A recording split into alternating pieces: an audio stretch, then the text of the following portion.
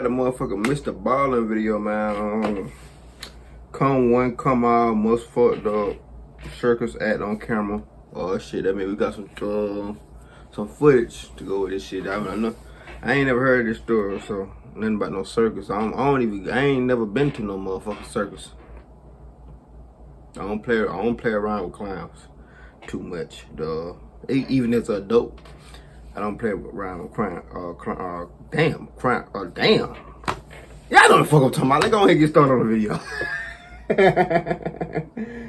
Shit.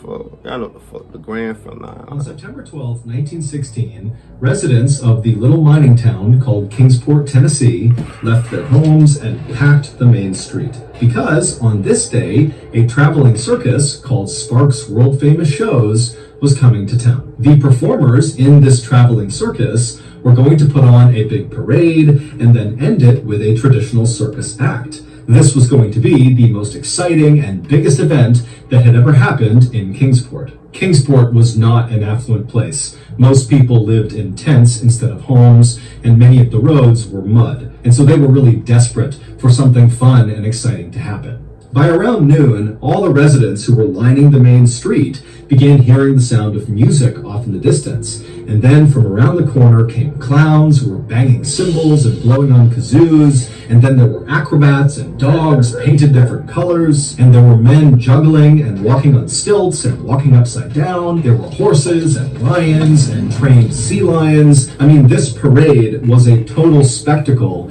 and the residents of Kingsport loved it. They were screaming and cheering with excitement. But the most exciting part of this parade were the elephants. There were 5 of them, and they were at the front of the parade, and they each had their trunks wrapped around the other elephant's tail. So they were walking in a line. And the elephant at the very front of these 5 elephants was very clearly the star of the show. Her name was Mary, and the owner of the circus, whose name was Charlie Sparks, advertised Mary as being the largest living land animal on Earth. She weighed more than 5 tons, which is 10,000 pounds, and Charlie had had her since she was a baby, and he had taught her many tricks. She could stand on her head, she could play 25 songs on a trumpet, and she could throw a baseball. Charlie loved Mary like she was his child, and Charlie knew that Mary was really his ticket to real success. At this time in America, there were lots of other traveling circuses that Charlie had to compete with,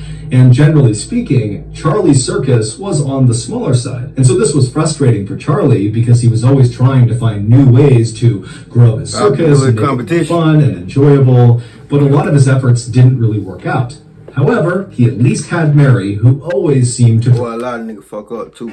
I always think it ain't competition with somebody else. Crowd. And when Mary walked down Main Street of Kingsport, everybody was totally amazed by her, and they were totally jealous of the man on her back who got to ride her. It was her handler. His name was Red Edridge. Really, Mr. Ballin?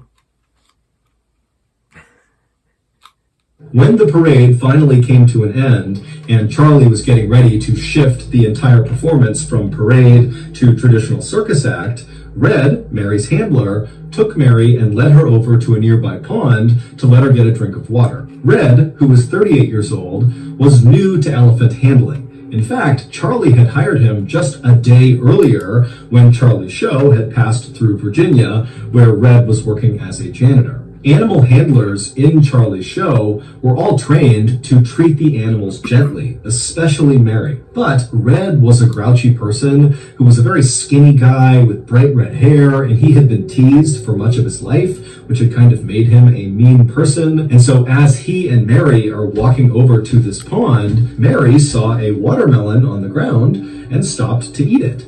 And as she was doing this, Red noticed there was a group of people kind of forming up around them, just kind of amazed by Mary. And they were noticing that Red was trying to get Mary to go to the pond to get her drink of water, and she wasn't listening. She was focused on the watermelon. And so Red very likely started to feel insecure, that they would think he wasn't in control of the animal. And so he got mad, and he took his metal prod and he jabbed it into the side of Mary's head, right behind her ear, breaking her skin. Now, Mary was a very gentle creature, But over the past 24 hours that Red had been her new handler, he had been cruel like this. And so when he poked her with that prod, it was like Mary snapped. Mary dropped the watermelon, turned to face Red, and Red, he's startled by this and just kind of stares up at Mary, wondering what's going on. And Mary would wrap up Red in her long trunk and throw him into a nearby drink stand. Damn! At this point, the crowd of children and other people from Kingsport who were watching Mary started to scream and run away. And Mary, she was not done with Red, who was now y'all want to scream.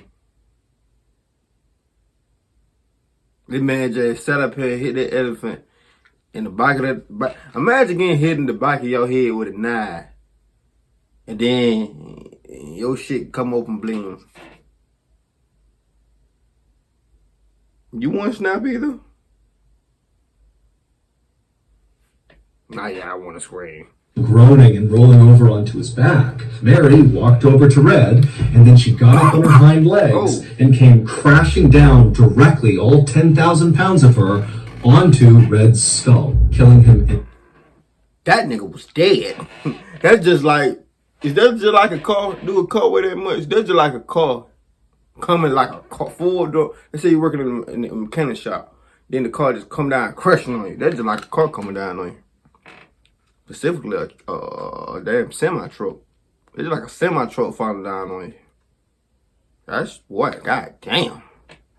Instantly. Charlie heard all this commotion over near the pond, and he ran over and he found Mary looking totally terrified, and so he began to comfort her, and then he noticed on the ground next to her was Red's mangled body. And around this time, the townspeople who had run in fear had now come back, and they saw what Mary had done, and instead of being scared of Mary, all these townspeople got angry and began screaming at Mary the elephant, "Murderer! Murderer!"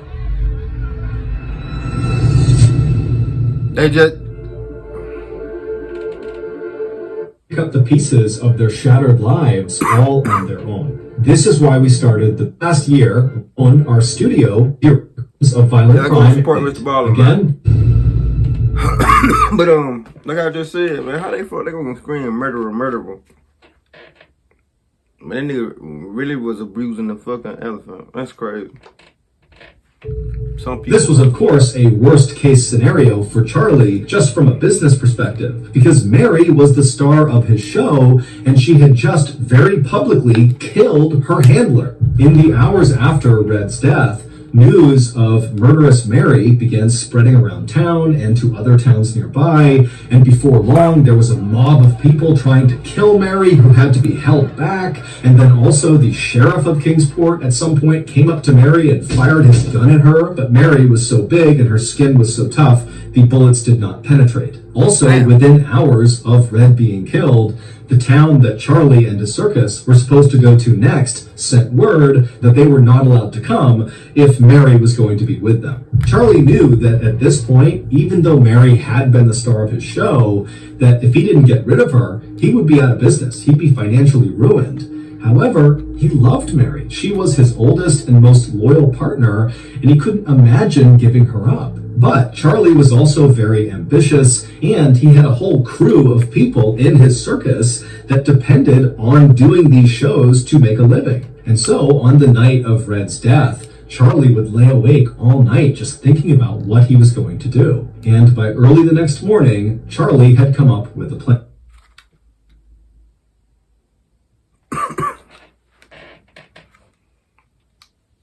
Charlie ordered his entire circus to pack up and get back on the train. They were going to head to the next town called Irwin.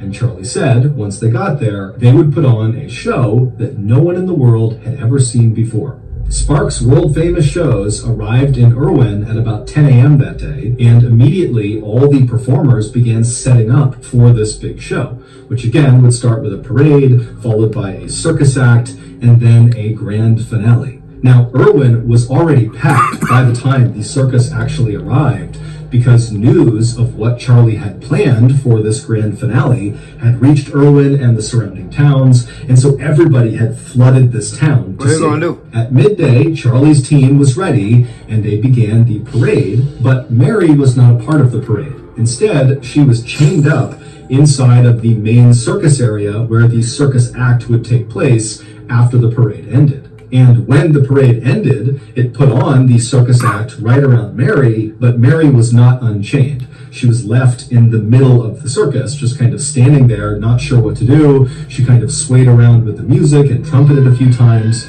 but she was confused and no one really knew what she was doing there. And then finally, the main circus act came to an end, and most of the performers went back into their tents. And at this point, all of the crowd who had been watching this circus began making their way over to the railroad yard. At the same time, Charlie and several of the animal handlers came out and grabbed the 4 other elephants who were not chained up, and they went over to Mary and they unchained her, and then they formed all the elephants up in a line with each of the trunks connected to the tail of the next elephant. And they marched all 5 elephants over to the railroad yard, where now there was a massive crowd that also included the press, who had shown up with their cameras ready to capture the grand finale. Charlie led Mary and the other 4 elephants onto the railroad tracks, which were up on this embankment, and once they got up there, Charlie halted the other 4 elephants and sent them away with their handlers and left Mary all alone on the railroad tracks. And at this point, as Charlie is consoling her, one of the circus performers came over and chained Mary's back legs to the railroad tracks. Now, Mary was extremely well trained, and Charlie is right there comforting her. And so even though she was nervous as she was getting chained up, she didn't try to fight it. And as this was happening, a railroad worker climbed into a machine called a derrick, which is basically a big crane that's able to lift heavy things like lumber off of the railroad cars. And so this worker hops in the derrick, which is on tracks, and he brought it over right behind Mary. And so once the derrick was in place, and once Mary was securely fastened to the tracks, another worker climbed up onto the crane of the derrick, so the actual arm that was jutting out over Mary. This worker climbed up on top of it, and he grabbed the chain that was dangling off of it, and he jumped onto Mary's back, carrying this chain, and he looped it around Mary's neck and secured it, and then jumped off of Mary. At this point, Charlie, who was still holding on to Mary's trunk and comforting her, gave her one last embrace, and then turned away from her and walked down the embankment toward the huge crowd, who had now gone totally silent, sensing the grand finale was about to start. Once Charlie reached the crowd, he turned around to face Mary. He signaled the railroad worker in the derrick, who then pulled a lever inside the derrick. At this point, the only sound that could be heard across the whole railroad yard was the sound of this chain that had just been activated slowly being retracted by the derrick. And so as it was pulling Mary up off the ground by her neck.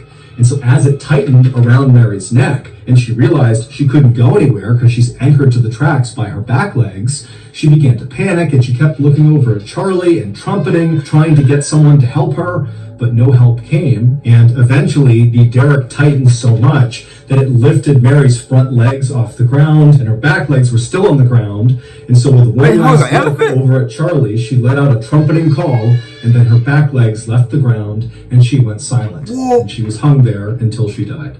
Mary's public execution was Charlie's big grand finale to this show.